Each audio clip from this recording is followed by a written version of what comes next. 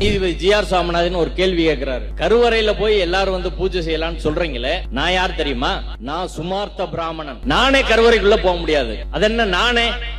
நாங்களே மேல் ஜாதி, நாங்களே கருவறைக்குள்ள போக முடியாது. மத்தவங்களுக்கு எப்படி கேக்குறீங்க? முஸ்லீம் கிறிஸ்டியனை கோயிலுக்குள்ள விடுங்கன்னு சொல்லல, கம்யூனிஸ்டுகளை வந்து பூஜை செய்ய விடுங்கன்னு சொல்லல, நாத்திகர்களை பூஜை செய்ய விடுங்கன்னு சொல்லல, பெரியாரிஸ்டுகளை பூஜை செய்ய விடுங்கன்னு சொல்லல. நீங்கள் இந்துக்கள் என்று சொல்பவர்களை வேதம் படித்து, ஆகமம் படித்து, மந்திரம் கற்று, தீட்சை பெற்றவர்கள் கோயிலுக்குள்ள விடுங்கன்னு சொல்றோம். எல்லாரும் இந்துன்னு பேசுறீங்களா? ஏன் விட மாட்டற?